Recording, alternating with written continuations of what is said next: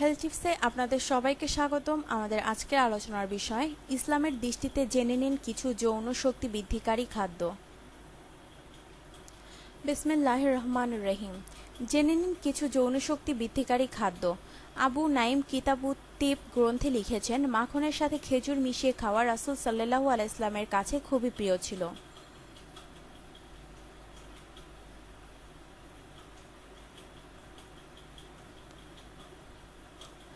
আলেমগণ লিখেছেন, মাখনের সাথে খেজুর মিশিয়ে খেলে যৌনশক্তি বৃদ্ধি পায়, শরীরের গঠন বাড়ে ও কণ্ঠস্বর পরিষ্কার হয়। মাখন ও মধু একত্রে মিশ্রণ করে খেলে তথা বক্ষাবকর ঝিল্লি প্রদাহ রোগের উপকার হয় এবং শরীর মোটা করে।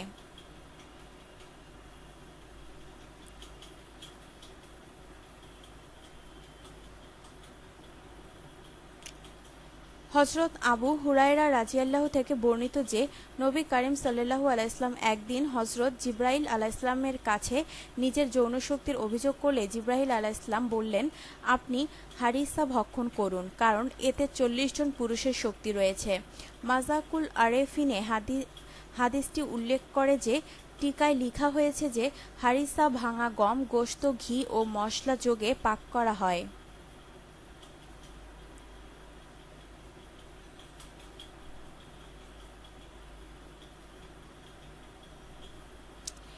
ইমাম গাজ্জালী রহমতুল্লাহ এহইয়াউল উলুমে লিখেছেন যে, 4টি বস্তু যৌনশক্তি বৃদ্ধি করে। চড়ুই পাখি, ইউনানি শাস্ত্রের গৌরবময় হালুয়া নুবুহনকারীকে চড়ুই পাখির মগজ যোগ করা হয়। ত্রিফলা, হর্তকি, আমলকি ও বহেরা, পেস্তা, তাজা শাকসবজি।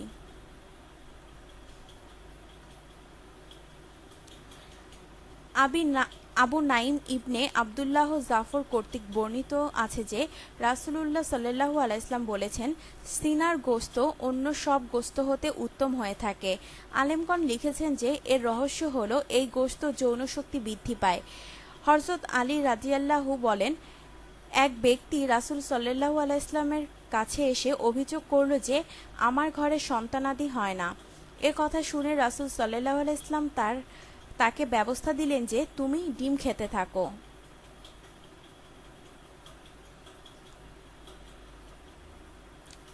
তিরমিজি শরীফ ও অন্যান্য হাদিস গ্রন্থে উম্মে মুনজির রাজিয়াল্লাহু থেকে বর্ণিত আছে যে, একবার তিনি নবী করিম সাল্লাল্লাহু আলাইহি ওয়াসাল্লামের সামনে কিছু খেজুর ও বিট চিনি পেশ করেন।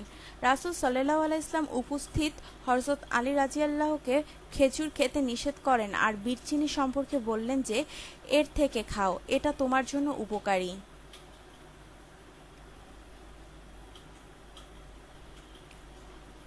উলামায়ে কেরাম লিখেছেন যে, হযরত আলী রাজিয়াল্লাহু এর তখন চোখে ব্যথা ছিল।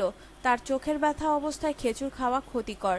এ কারণে রাসূল সাল্লাল্লাহু আলাইহি ওয়াসাল্লাম হযরত আলী রাদিয়াল্লাহুকে খেজুর খেতে বারণ করেন আর বিট লবণ সম্পর্কে বলেছেন, এটা খাও, এটা তোমার জন্য উপকারী এবং তোমার অক্ষমতা দূর করে দেবে। হাদিস দ্বারা প্রমাণিত হয় যে, খাদ্যে সাবধানতা অবলম্বন করে চলা সুন্নত। আর এটাও বোঝা গেল যে, বিট চিনি থেকে দুর্বলতা দূর হয় এবং রতি শক্তিতে স্পন্দন সৃষ্টি হয়।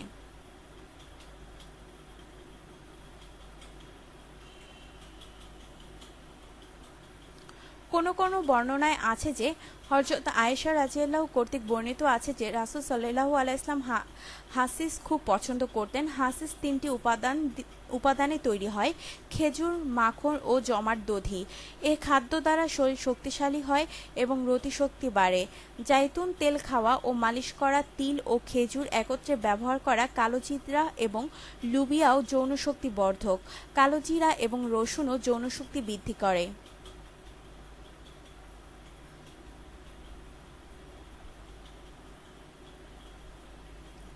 হযরত হুজাওল বিন হাকাম বলেন, রাসূল সাল্লাল্লাহু আলাইহি ওয়াসাল্লাম বলেছেন, দেহের লোম তাড়াতাড়ি দূর করলে যৌনশক্তি বৃদ্ধি পায়। ডাক্তারদের মতে এই হাদিসে বর্ণিত লোম দ্বারা নাভির নিচের অবস্থিত লোমকে বোঝানো হয়েছে।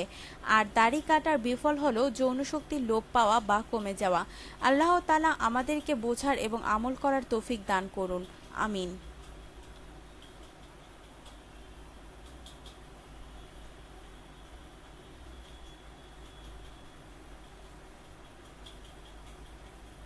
আপনার জীবনকে আনন্দময় করে তুলতে এবং বিভিন্ন স্বাস্থ্য টিপস ও পরামর্শ পেতে আমাদের চ্যানেল সাবস্ক্রাইব, লাইক ও শেয়ার করবেন। ধন্যবাদ।